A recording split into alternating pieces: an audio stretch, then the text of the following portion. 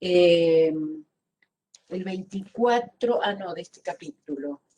El 24 dice, una, el 24 del capítulo 2, ¿no?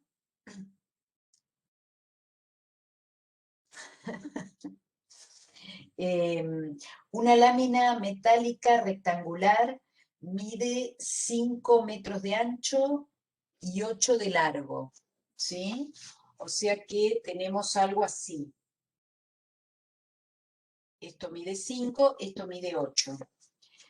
Dice, se van a cortar 4 cuadrados iguales en las esquinas para doblar la pieza metálica resultante y soldarla para formar una caja sin tapa.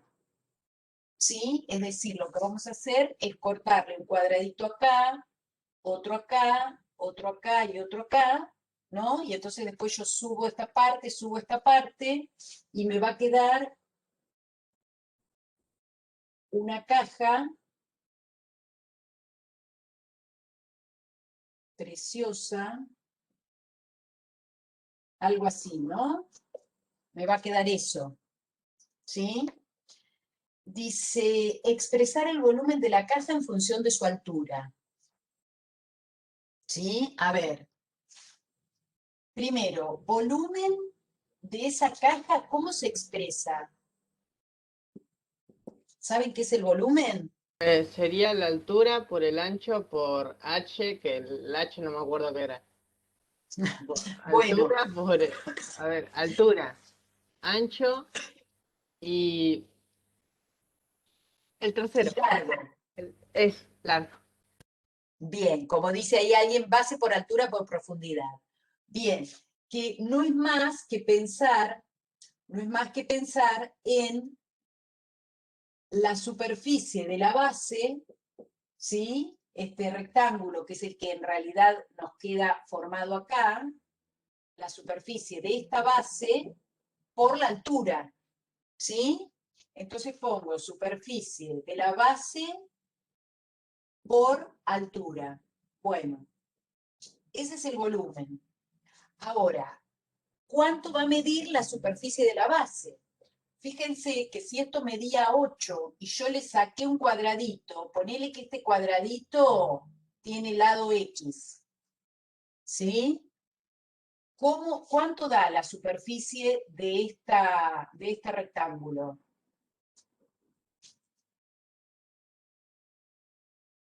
8 menos 2x sería, ¿no? Superficie de la base. 8 menos 2x sería la medida de ese lado, ¿no? Claro, como dice Jordi, por 5 menos 2x. ¿Está bien? ¿Se entiende esto? Esta medida es 8 menos este x es menos 2x. Y lo que mide este cachito es todo lo que medía esto, 5, y le saco 2 veces x. ¿Sí? Y ahí me dicen, y todo eso multiplicado por x te da el volumen. ¿Está bien? Entonces, el volumen, ¿por qué? Porque la altura de esta cajita, ¿sí? Esto que subo acá, tiene que medir x, ¿no? Porque es lo que le corté, el cuadradito. Entonces, el volumen va a ser 8 menos 2x por 5 menos 2x por x. ¿Sí? Bien, y esto entonces es una función que la hacemos depender del valor de x. ¿Está bien? Se llama función volumen que depende de x. Ese valor x, bueno, si yo cortara, no sé, suponete que acá corte de 1 centímetro, o 1 metro eran, ¿no? Eran 1 metro, 5 metros por 8 metros. Suponete que x sea igual a 1 metro. Bueno, ¿cuánto me va a dar el volumen si x es 1 metro? Bueno, me dará 8 menos 2 por 5 menos 2 por 1, ¿sí? Es decir, 6 por 3, 18 metros cúbicos tendría esa caja. ¿Se entiende?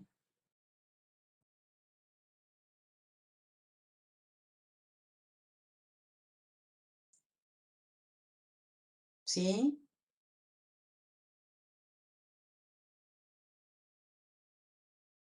Bien. Y después dijeron el 27 y el 28. El 27 y el 28 lo que nos muestran son funciones, ¿sí? Dos funciones, una se llama función flor o suelo y la otra ceiling o techo, ¿sí? Que son funciones que van de los números reales como dominio y el codominio son números enteros, ambas son así, ¿sí? Van de los reales a los enteros. ¿Qué van a hacer estas funciones? A ver, Juana pregunta si estaría bien, si esto lo seguís, haces propiedad distributiva, por ejemplo. Sí, está bien, pero no te hace falta, digamos, si yo lo dejo, si a mí me piden expresarla en función de la medida del corte, bueno, eso es una función. Si quiero, lo desarrollo, pero no me cambia nada, ¿eh? Bien. Decía entonces que estas funciones se le aplican a números reales y el resultado es un número entero.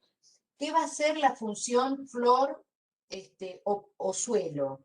Lo que va a hacer es devolver, cuando yo se le aplico f a un número, por ejemplo, al 5,1, lo que hace es darme el mayor entero posible que sea más chico que ese número.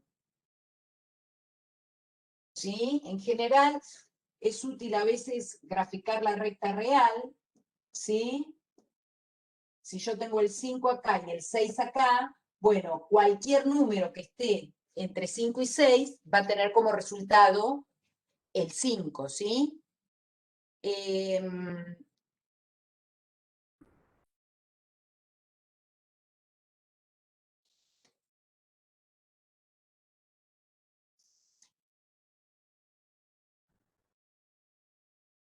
Ahora lo miro, Gabriela, ahora miro eso que me decís que de la anotación. ¿Está bien? Cualquier número que esté entre 5 y 6, el resultado de la función suelo o flor va a ser 5. ¿Está bien? Entonces, sí. No, la del suelo da 5. ¿Está bien? Porque es el entero más grande posible que esté por abajo del número. ¿Sí? Que sea más chico que el número. Entonces es el 5. En cambio, cuando yo pienso en la función techo o ceiling, ahí sí, esta función aplicada al 5,1 me da 6, porque ahí es el entero más chico posible, pero que sea más grande que el número. ¿Sí? ¿Se entiende? Estas funciones se escriben también con ese símbolo que ahí Gabriela me estaba diciendo que están mal puestos. Sí, tenés razón. En el 28 está mal puesto, es verdad. O sea, acá también se expresa con un corchete, digamos, cerrado solamente abajo, ¿sí? Para indicar que nos referimos al piso. Y esta se expresa con un corchete de arriba, ¿sí? Que está mal puesto ahí en el apunte, ¿eh? Está puesto con el mismo símbolo. Tiene razón Gabriela que está mal puesto. ¿Mm? ¿Sí? ¿Está bien esto? Entonces, no es más que eso, ¿sí? En quedarse con... Ustedes fíjense que ahí tienen un ejercicio, por ejemplo, bueno, ¿cuánto va a dar f de raíz de 5?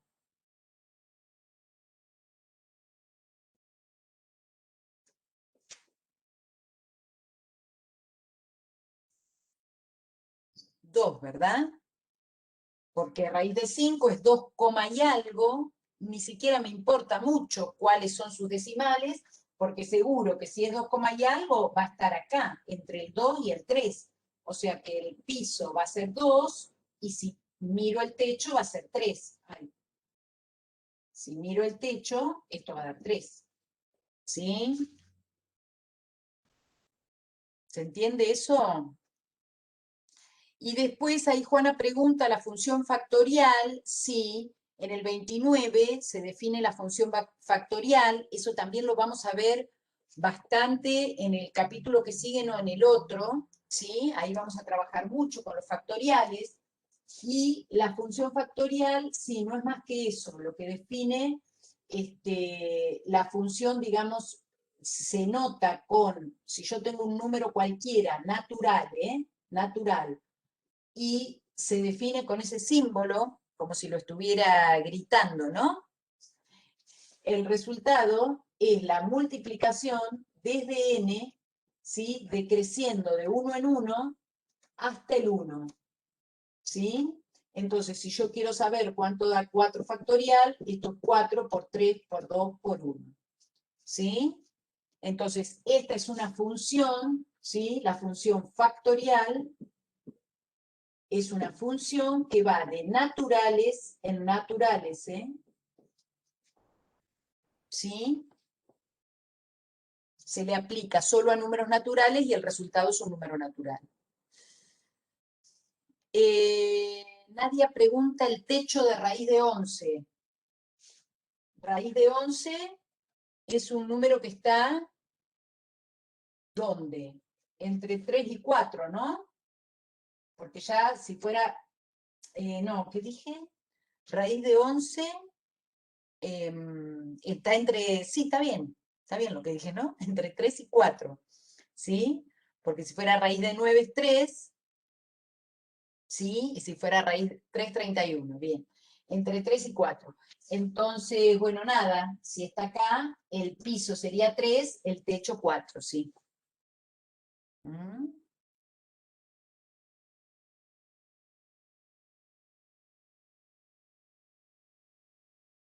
¿Está bien?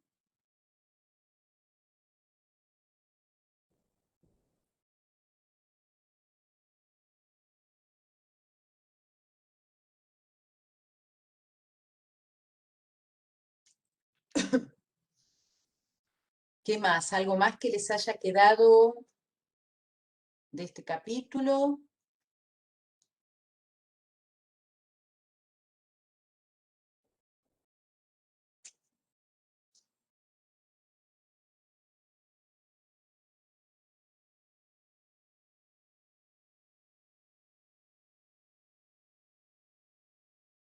Una Bueno, pregunta, profe.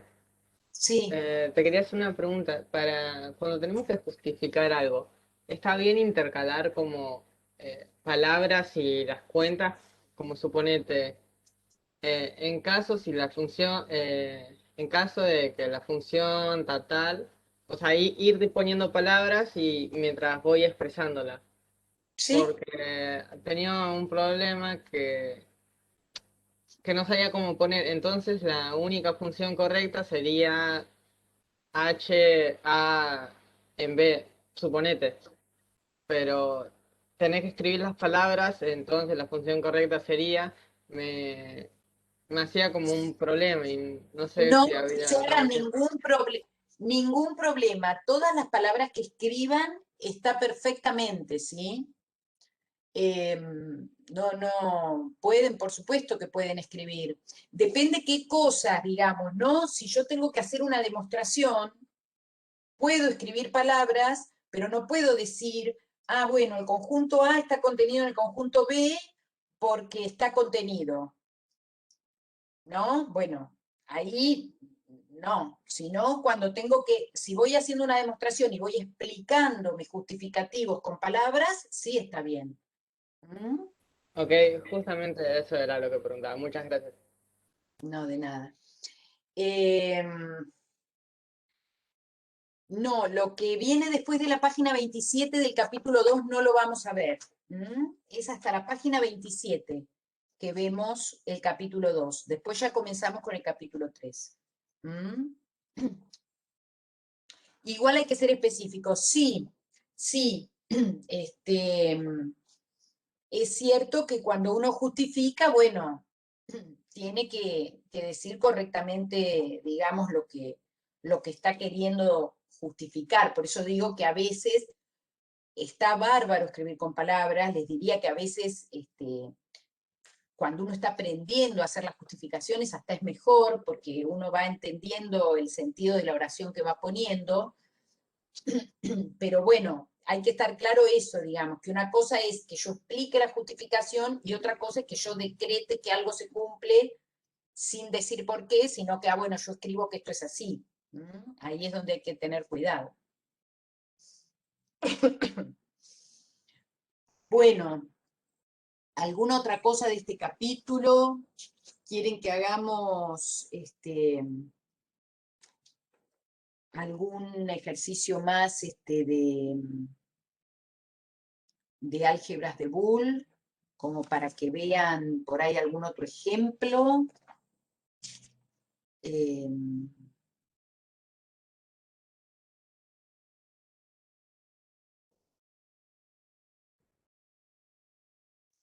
Bueno, ya avanzaron entonces bien con el 2.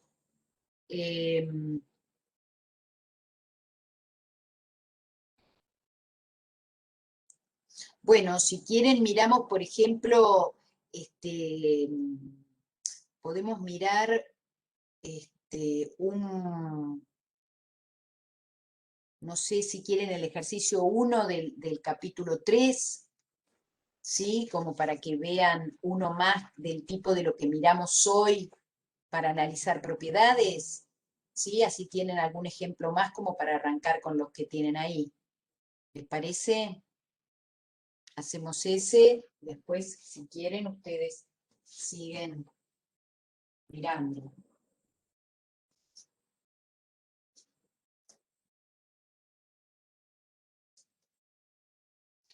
Ese ejercicio 1 dice que define en los números reales una operación, otra vez estrella o pesos, creo que se llama ahí, que este está medio cambiado, y se pide analizar si es cerrada y conmutativa. ¿Está bien? O sea que va a decir, se definen los números reales, una operación, vamos a definirla así, y es cuando yo tengo dos números reales, la cuenta es A menos B más AB. A menos B más A por B, ¿sí? Acá la resta, la suma y la multiplicación son las que ya conocemos en los números reales, ¿sí? Pero esta es la operación que es nueva. Y lo que les pide es, bueno, a ver, ¿será cerrada y conmutativa? Dice analizar, ¿no? No necesariamente es. Entonces, si yo voy a analizar eso, ¿qué hago para analizar si la operación es cerrada? Bueno, lo que yo tendría que ver es si es cierto que A pesos B es un número real. Esto es lo que me pregunto. ¿Está bien? El resultado de esa cuenta debe ser un número real. Bueno, entonces acá, bueno, un poco vinculado con lo que decía recién, no me acuerdo si era Javier que me preguntaba, decimos sí, es cerrada porque la resta, la suma y la multiplicación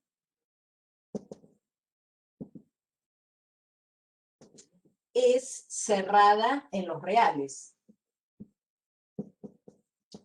A ver, ¿cómo estoy justificando esto? Digo, bueno, como A pesos B es una combinación de operaciones en los números reales, y todas esas operaciones en los números reales yo ya sé que son cerradas. Yo ya sé que si multiplico dos reales me da un real, si sumo dos reales me da un real, si resto dos reales me da un real.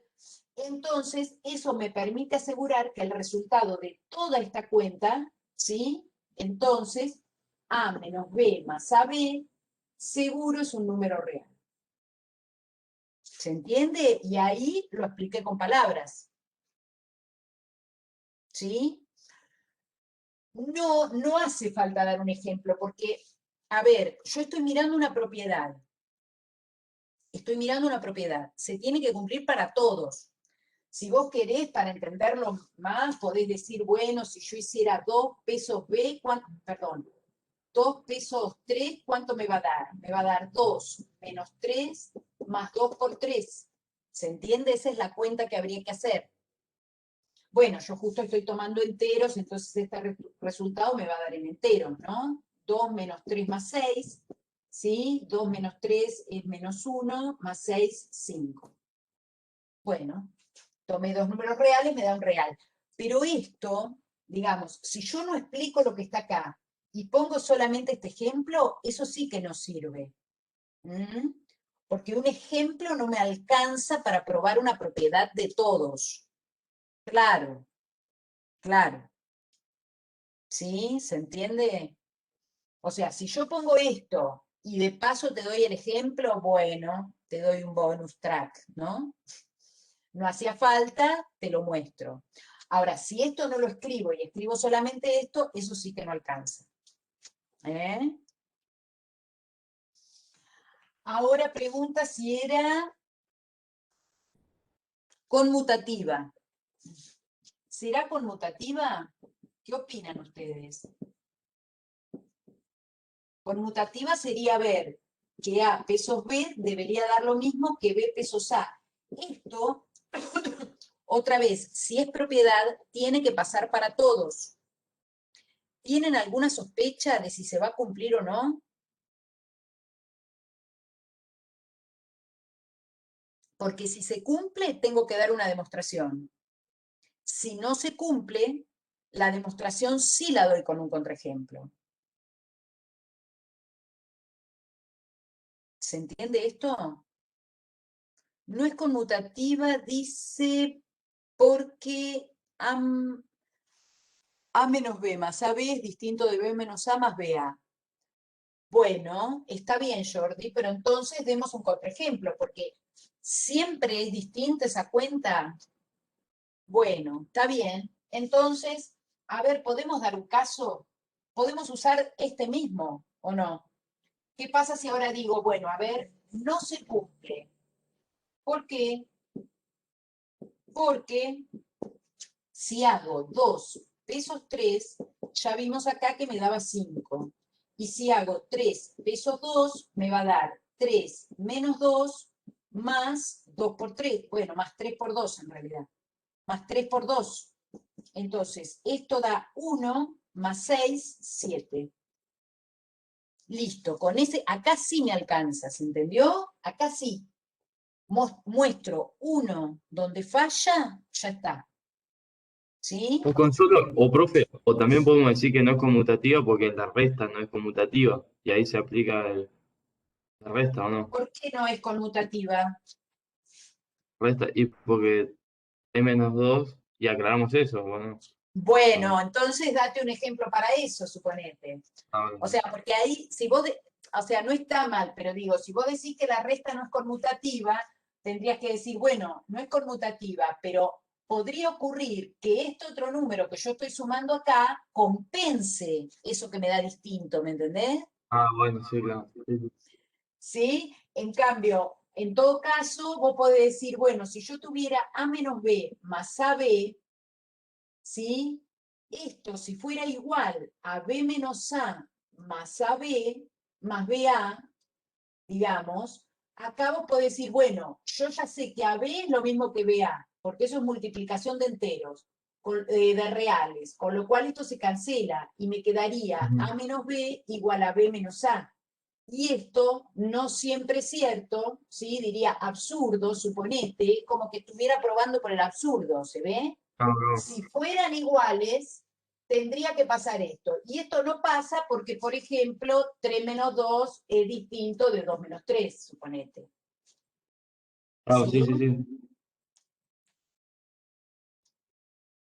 Bien.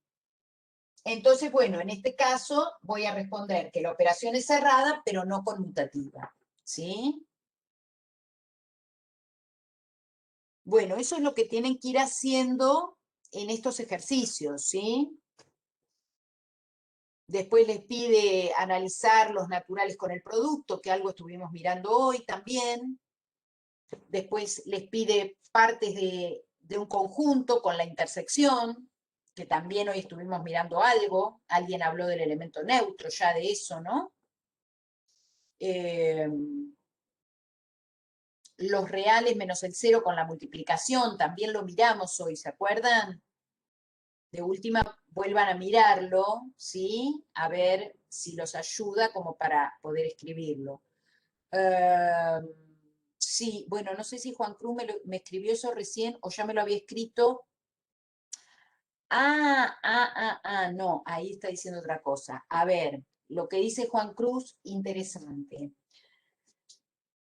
Eso sería la suma, porque Juan Cruz dice, bueno, no sería la resta conmutativa si yo pienso que 2 menos 3 es igual a menos 3 más 2. Eso es cierto. Bueno, lo hiciste al revés los números, lo mismo. Eso es cierto, pero en realidad acá, porque es como estar pensando que estoy sumando 2 más menos 3, ahora me voy, este se va con el signo, este número es completo, digamos, ¿sí? Se va agarradito con el menos. Entonces esto es menos 3 más 2, pero en realidad lo que estoy haciendo es sumar el opuesto de 3. ¿Se entiende? Ahí es donde está la diferencia, ¿sí?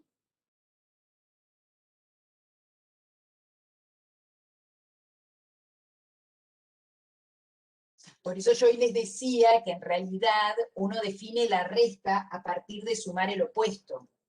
Ahora, si después vos hablás de resta nada más y decís 2 menos 3, ¿es lo mismo que 3 menos 2? Bueno, obviamente que no, ¿sí? Pero si lo pienso como el número con signo, ¿sí? Ahí sí, pero en realidad estoy sumando. ¿Mm? Bien,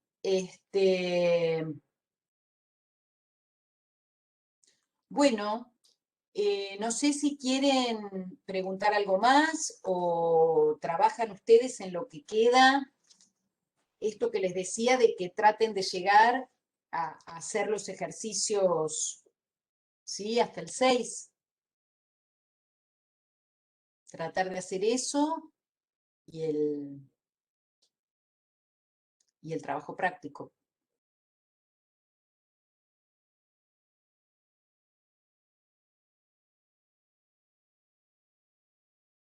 Sí, Juan Cruz. Es como la división que es multiplicar por el inverso, tal cual. Una vez que uno define el inverso multiplicativo, ahí es como que queda definida la división, digamos, ¿sí? Sí, es lo mismo. ¿Hasta qué hoja? Bueno, eso que les digo, hasta el ejercicio, ejercicio 7 tienen. Eso está en la hoja 9, ¿sí? Pero no arrancar con lo de la hoja 9, sino hasta el ejercicio 7 que está allí arriba, ¿sí? Eso es lo que les estaba diciendo. Si llegan a hacer eso, vamos bien. ¿Mm? Y en todo caso, la clase que viene retomamos eso, esa parte de anillo, que yo no les dije nada todavía de anillo, pero que lo tienen ahí para leer, que son esas dos carillas, para que traten de mirarlo ustedes y así ya la clase que viene lo miramos ya con una mirada de ustedes. ¿Mm?